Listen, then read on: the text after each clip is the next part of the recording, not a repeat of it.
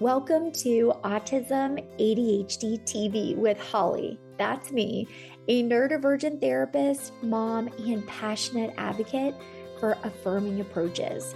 Maybe you're a parent trying to support your neurodivergent child or teen, a therapist or educator wanting to learn more, or you're a neurodivergent person looking for strategies that truly honor who you are. Whatever brought you here, you're in the right place. We talk about the real stuff: emotional regulation, self-awareness, executive functioning, self-advocacy skills that build confidence, social connections that are authentic, and so much more. And hey, if you're looking for deeper learning, check the description notes below for information on my parent workshops and continuing education trainings for therapists. You're going to love it. Make sure to hit that subscribe button and give us a like so you never miss out.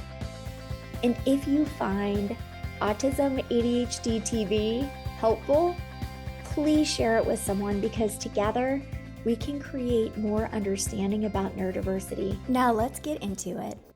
Welcome, Kate Moryoussef, to the Autism ADHD podcast. Thank you. Good to be here. Lovely to meet you, Holly. It's so great to meet you, and I'm excited for this conversation. Before we get into it, I am going to introduce you real quick. Kate is the host of award-winning and chart-topping the ADHD Women's Wellbeing podcast, a woman's ADHD lifestyle and well-being coach, and EFT practitioner. She was diagnosed with ADHD at 40. And Kate understands firsthand the unique challenges women face in rediscovering their true selves while managing ADHD.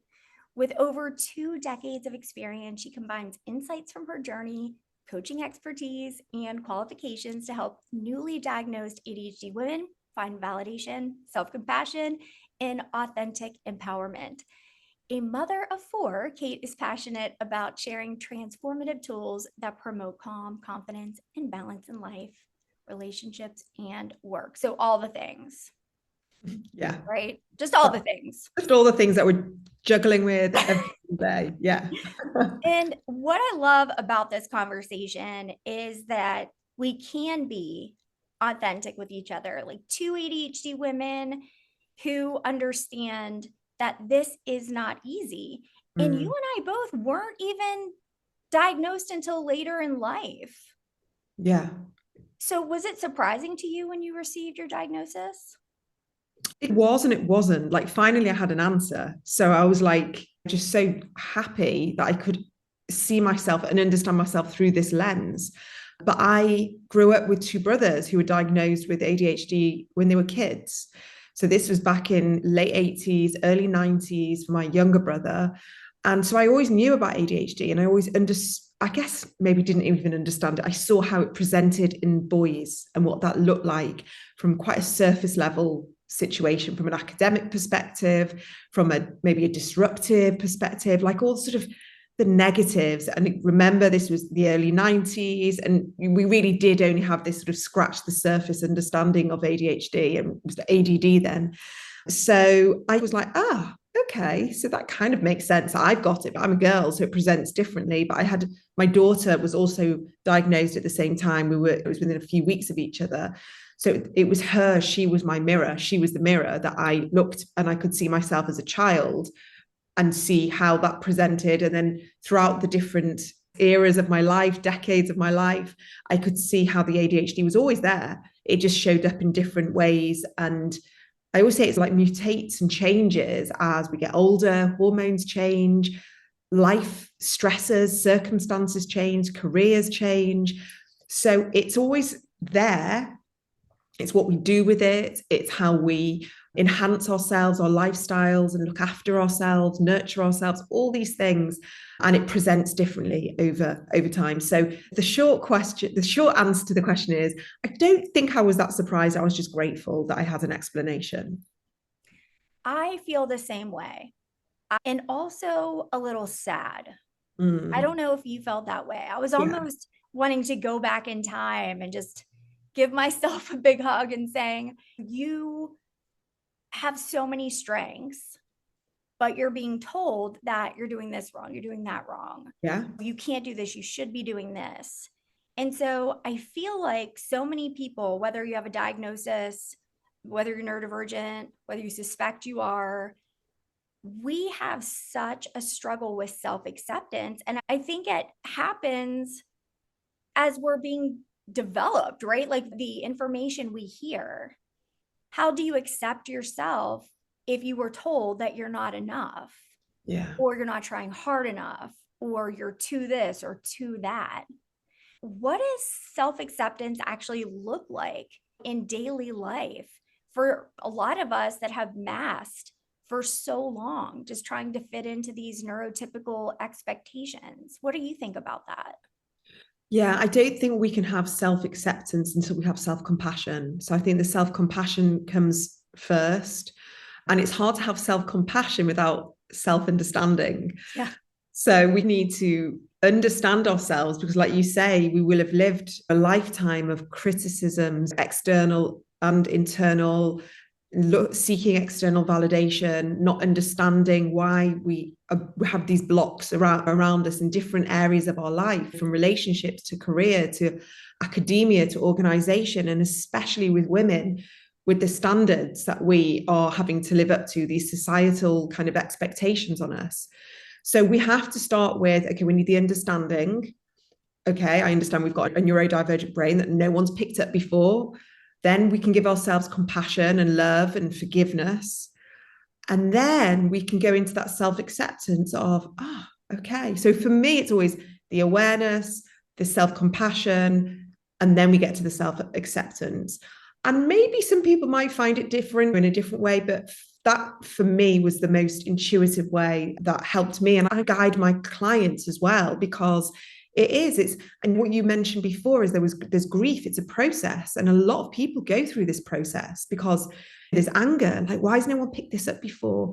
Resentment, sadness, grief for all that could have been, and anger that we haven't been supported.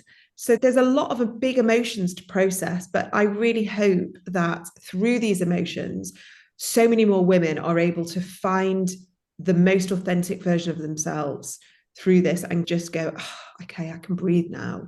I know what's going on.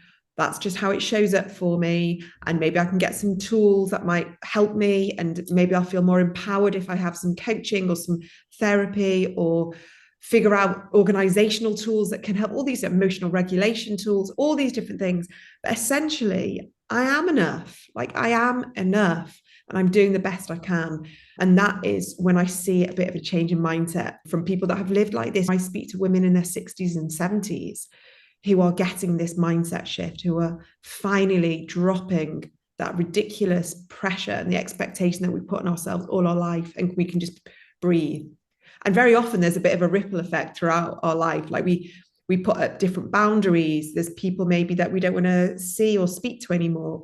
We lean into the more creative side. We move away from, I don't know, from environments or places that we live that don't work for our nervous system. So we're able to make more informed choices as well. So I think it's a very empowering thing to have a diagnosis so we can move through those kind of, I don't know, like processes with a lot more self-compassion. Self-compassion is so important. And this is for our kids. This is for us. This is incredibly important because that shapes our approach to these tough situations and how we do talk to ourselves. Yeah. Was there a moment, I'm sure there were actually lots of moments, because I know there are for me too, where you realized that you were being too hard on yourself? Oh my God, all the time, all the time. Right?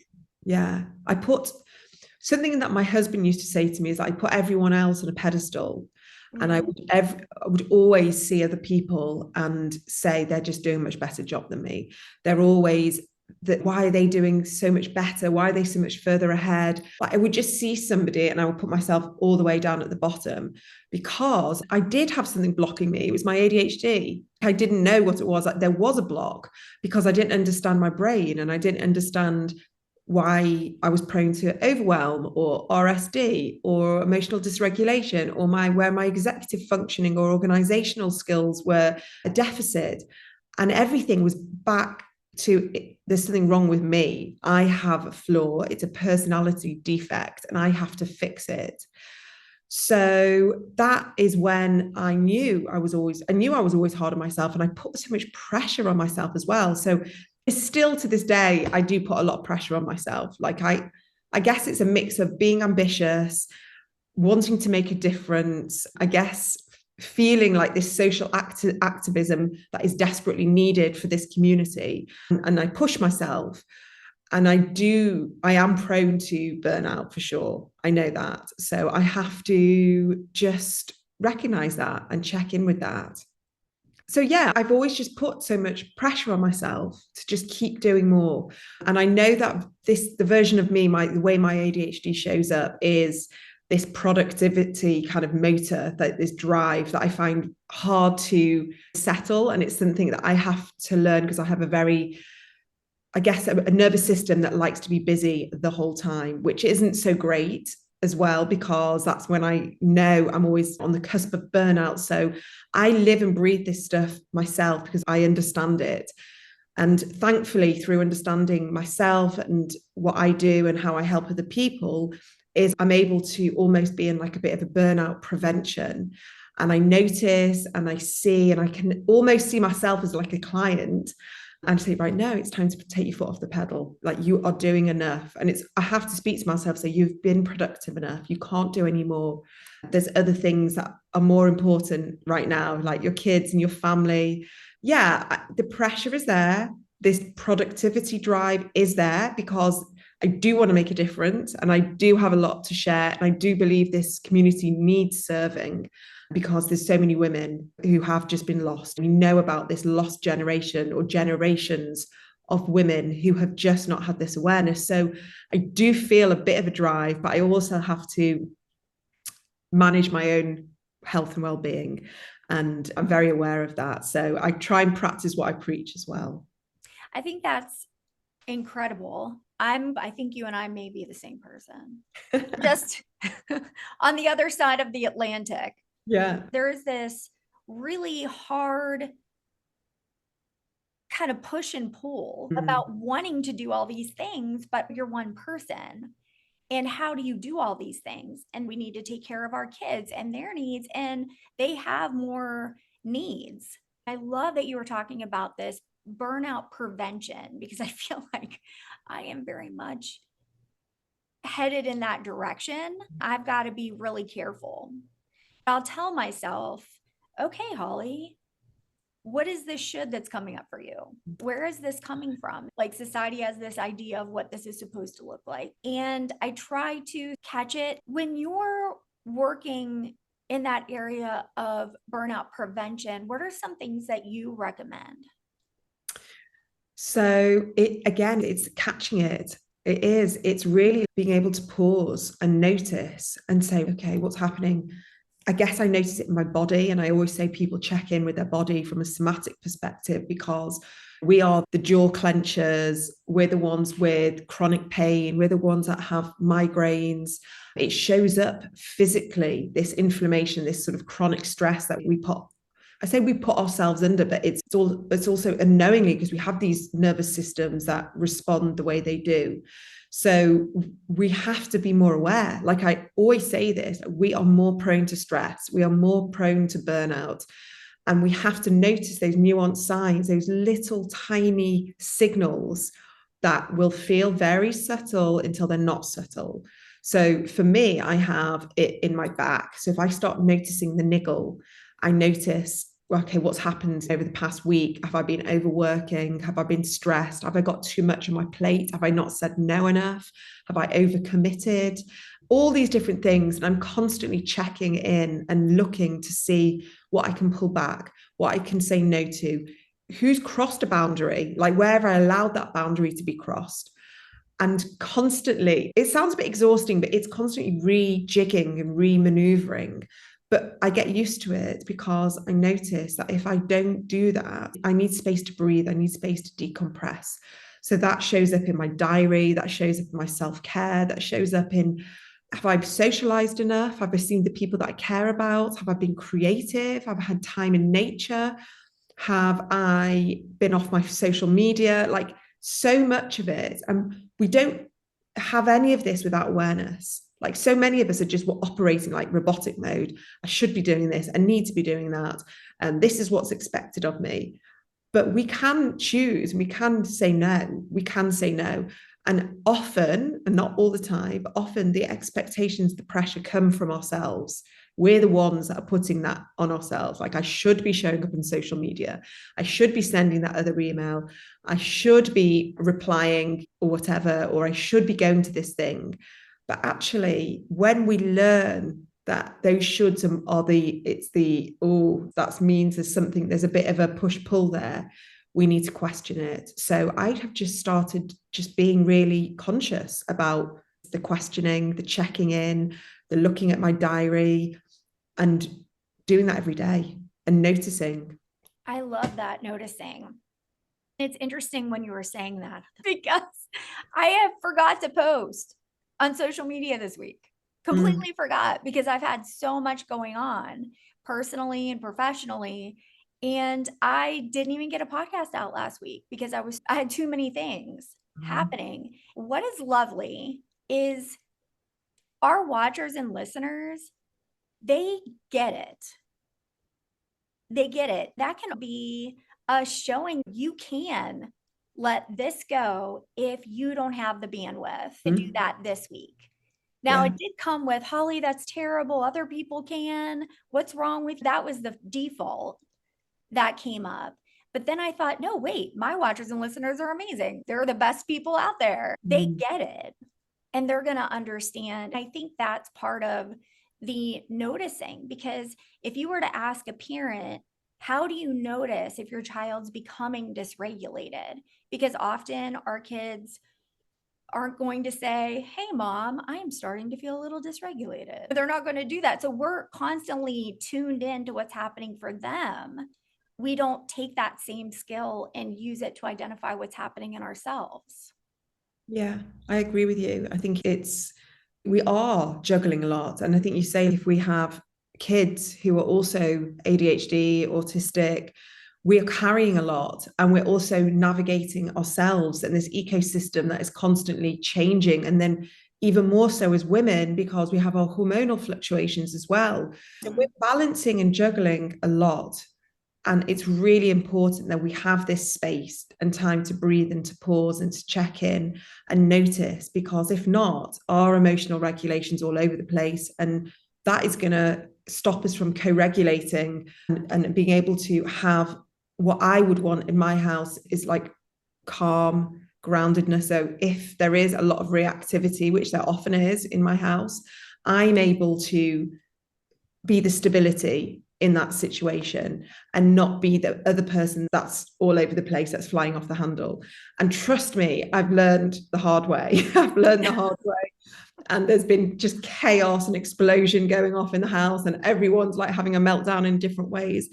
But I have learned that if I don't anchor myself, and the only way I can anchor myself is through all this self-care and this burnout prevention and looking after myself and checking in with myself, so I can help my kids who are not in a place from a maturity perspective to understand all about this just yet, even though I'm dropping it in and hoping that the ripple effect will follow as they get older. So it's so important. Like, I don't think us as parents understand the importance of how us being the anchor can influence the system around us.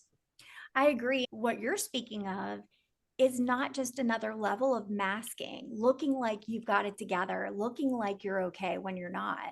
This is really checking in with yourself, doing that work on the front end, so you're not falling apart when these things are happening in the house, or getting that call from school. You can figure out how to notice in a way that works best for you, and being able to notice faster. I don't know what your thoughts are about this, Kate, but I experimented a little bit with this for a month.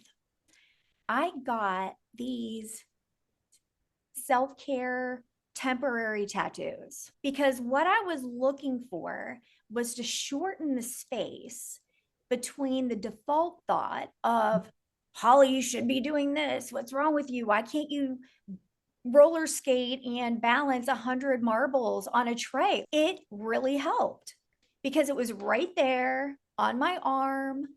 I can look at it, read it at any time. If you want to learn more about that, let me know. I do think that's really important, and we can model that. Again, not just clenched teeth, white knuckling it, but really being able to be in a situation where you are the calmness instead of coming into an interaction where you are so dysregulated and they are so dysregulated. And again, like you said, we practice it every single day, and not just every day, but all through the day. It takes a lot of effort, but it's absolutely worth it. And all of you are worth it. Yeah, I think I like that idea of the tattoo, because I'm the same. If I don't have a reminder or it's object permanent, so we just forget about it. And then we go, oh, I used to do that thing. And why do I not do that thing anymore? Because with our brains, we've maybe started doing something else or forgotten about it, but we do need these reminders. So don't feel bad because you need a reminder to drink water, or you need a reminder to go and stretch your legs, or go to the toilet, or go and get some fresh air outside. We need to do whatever we can, and to use this scaffolding or whatever we can to help ourselves, like you say, just find this calm. So whether it's post-it notes, a tattoo, it's diary like reminders on your phone, whatever that might be, use it, because we're all different. We all absorb information in different ways. I personally like to have like my little rituals and the things that work for me. So my little rituals might just be making sure I have a bath, and I have by my bath my salts, my oils. And so it's all very easy, and I can just know that's going to be a place where I can decompress. I also make sure I have lots of drinks on my table. So I know I get dehydrated quite easily, so I always need to drink. And I have a dog. So my dog is my daily reminder to go and move your body for an hour a day. And I get outside and I walk. And thank goodness I live near nature, and I can go out and I can breathe. And so very often I'll go out, and I've been like doing my emails and uploading things and like a banging everything out in typical fast ADHD style. I notice I can't breathe, like my chest is tight and my nervous system is just like really on the edge. And I go and I leave my phone and I walk and I breathe and I walk and I breathe. And for me, that I come back and I'm a different person. So I have to do these little daily things. I use EFT tapping as a really fast, effective way of just calming again, going like bringing that stress response down, the cortisol in my body. So I find these little ways, and everyone's different. It's just finding what works for you, and not going down that I should be doing this and need to be doing that, the obligations. It's like, do what works for you, whatever that might be, and try and build that into a ritual in your day, and then see if that brings a bit more calm into your daily life. I love that. And it's those things that make all the difference. Because because sometimes when we talk about self care, I don't know about you, I'm like, that's nice.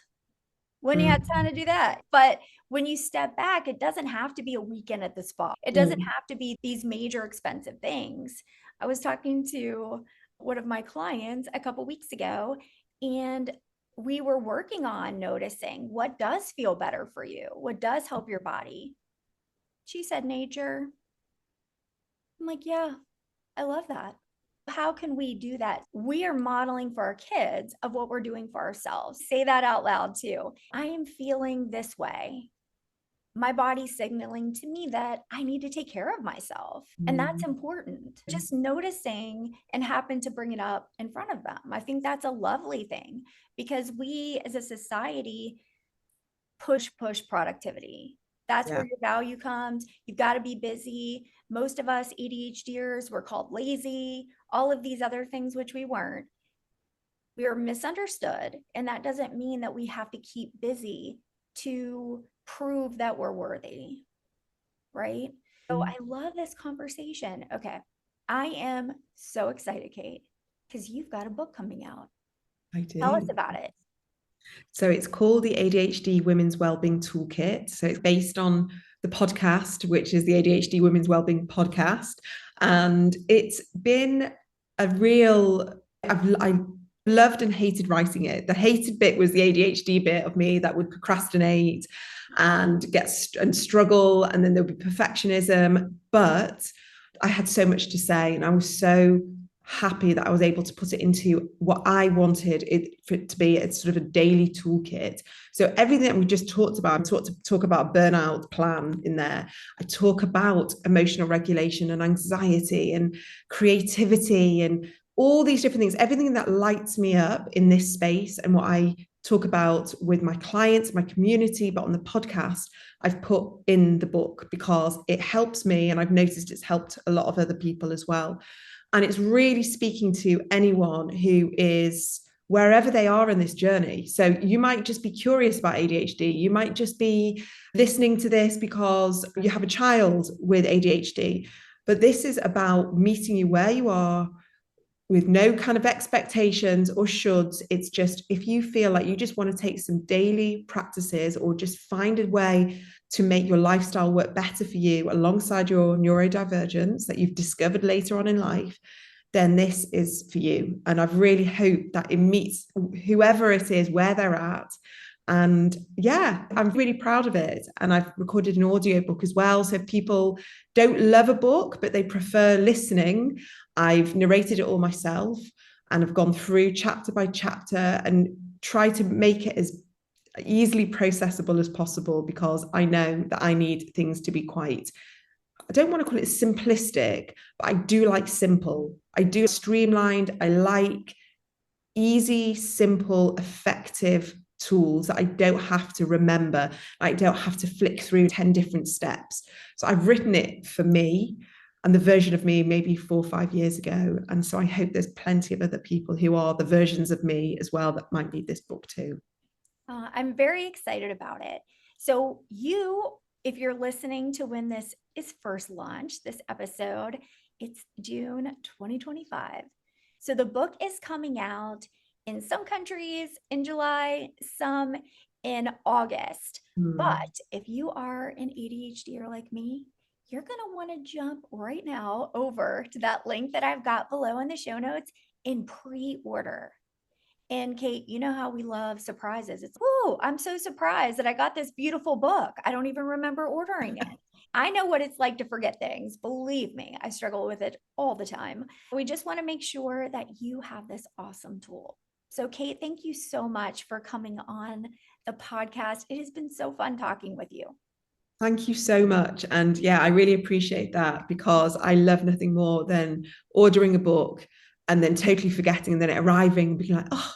So I want everyone to have that gift of ordering, forgetting, and then it arriving. So yeah, thank you for that. It's been great to chat to you, Holly. It was great talking with you too. And I'm sure we'll talk again soon. Absolutely. Okay, take care. That's a wrap on today's episode. If you found this helpful, please consider hitting that like button and subscribe so you don't miss anything.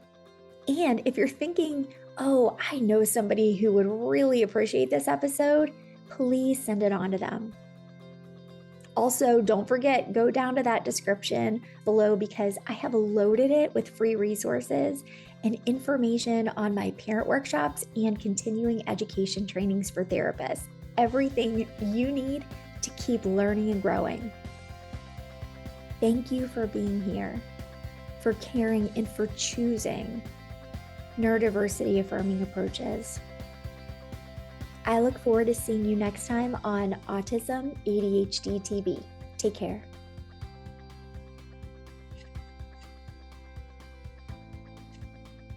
All content provided is protected under applicable copyright, patent, trademark, and other proprietary rights. All content is provided for informational and educational purposes only. No content is intended to be a substitute for professional medical or psychological diagnosis, advice, or treatment. Information provided does not create an agreement for service between Holly Blanc-Moses, Crossvine Clinical Group, the interviewee, Holly Blanc-Moses LLC, and the recipient. Consult your physician regarding the applicability of any opinions or recommendations with respect to your symptoms or medical condition or the symptoms or medical condition of your family member. Children or adults who show signs of dangerous behavior toward themselves and or others should be placed immediately under the care of a qualified professional.